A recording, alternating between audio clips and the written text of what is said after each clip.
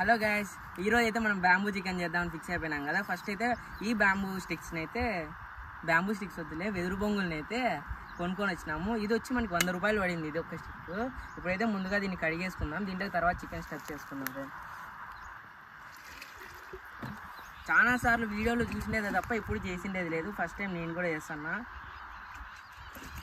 ఇంకా coconut chicken కోసం అయితే టెంకాయ అయితే రెడీ చేస్తాను. ఫస్ట్ టెంకాయని బొక్క పెట్టుకొని దాంట్లో వాటర్ అంతా తీసేద్దాము. హోల్ చేసేసుకోవాలి ఈ టెంకాయకి. దీంట్లో అయితే ఇప్పుడు చికెన్ స్టఫ్ చేద్దాం ఫ్రెండ్స్. ఇప్పుడు ఈ వెదురు బొంగులేకి అండ్ కోకోనట్ లేకి చికెన్ స్టఫ్ చేసుకోవడం కోసం అయితే మ్యారినేట్ చేస్తాను. ఏం లేదు, చాలా సింపుల్గా అల్లం వెల్లుల్లి పేస్ట్, ఉప్పు, కారం, ఆయిల్, గరం మసాలా వేసేసి మంచిగా కలిపేసి దీంట్లోకి స్టఫ్ చేయడమే. ఈ కుకింగ్ ప్రాసెస్ అంతా మా తోటలో చేసేసినామా. ఫస్ట్ పోయినప్పుడు ఈగలు లేవు, కానీ చికెన్ అల్లం వెల్లుల్లి పేస్ట్ తీసేసరికి ఆ కొబ్బరి నీళ్ళు పడేసరికి ఈగలు అయితే మామూలుగా రాలేదు. ప్లస్ ఒక గాలి అది ఒకటి, ఈ గాలికి అయితే మాట్లాడిండే సరిగ్గా వినపడట్లేదు. ఇంకా ఈగలు రాకుండా మావు అయితే టవాల్తో ఊపుతుంది.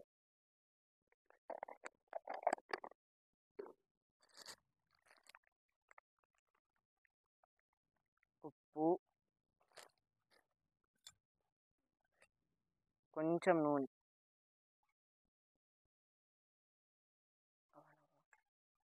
మనం వేసిన అన్ని మసాలాలు బాగా చికెన్కి పట్టేలా మంచిగా కలిపేసుకోండి. చికెన్ అయితే ఇలా బాగా కలుపుకోండి. చికెన్ అయితే కొంచెం సేపు పక్కన పెట్టేసేయండి, ఒక 30 మినిట్స్ వరకు.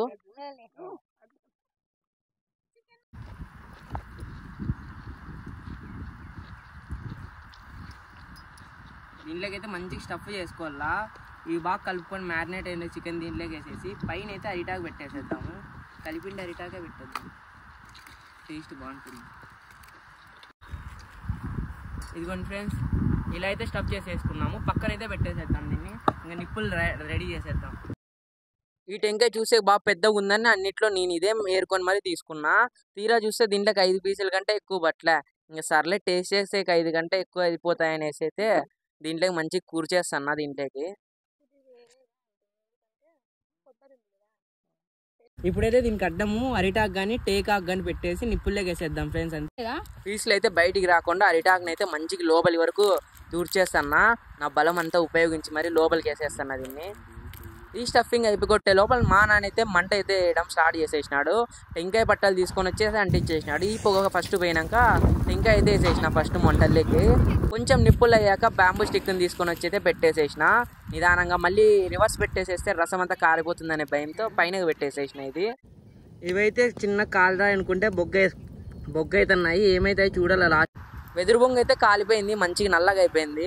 ఇంకా టెంకాయ వచ్చి ఒక సైడే కాలిపోయింది, మరి ఒక సైడే కాలితే ఇంకో పక్క ఉడకదేమో అనేసి టెంకాయ తీసి రివర్స్ వేసేసి మళ్ళీ దానిపైన మంట పెట్టేసేసిన. ఈ బ్యాంబూ స్టిక్ అయితే కొంచెం పక్కకు తీసేసిన.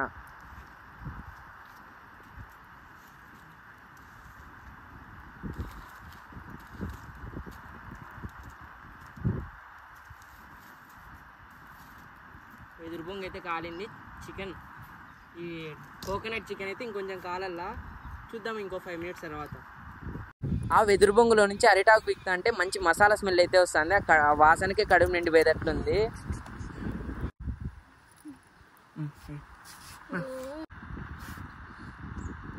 బొగ్గుల మీద కాల్చిన మన బొంగులో చికెన్ అయితే రెడీ అయిపోయింది. టేస్ట్ చేయడమే ఆలస్యం. ఇంకా పీసులు అయితే మంచిగా మెత్తగా ఉడికినట్టున్నాయి, చూసాకే మంచిగా కనబడుతున్నాయి.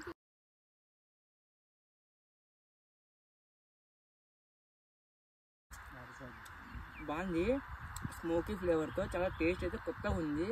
టేస్ట్ అయితే చాలా బాగుంది ఫ్రెండ్స్. ఇంకా మనం కోకోనట్ చికెన్ సంగతి చూద్దామని అయితే టెంకాయ అయితే బయటికి తీసిన. లైట్గా కాలుతుంది, కొంచెం చల్లారినాక బయటికి తీద్దామని పక్కన తీసేసిన. ఈ స్మెల్ అయితే చాలా కొత్తగా అనిపించింది ఆకులు తీస్తా అంటే.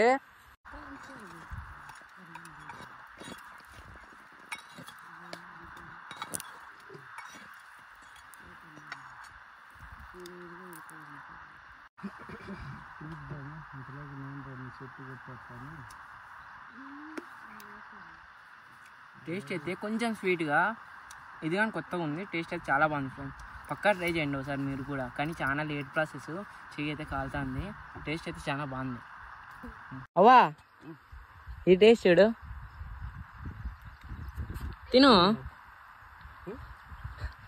ఎట్లుంది. బాగుంది. మీకు ఈ వీడియో నచ్చినట్లయితే వీడియోని లైక్ చేసి ఛానల్ సబ్స్క్రైబ్ చేయండి. అలాగే ఎలా అనిపించిందో కూడా కామెంట్ చేయండి. నెక్స్ట్ మరో వీడియోతో కలుద్దాం. అంతవరకు బాయ్ ఫ్రెండ్స్.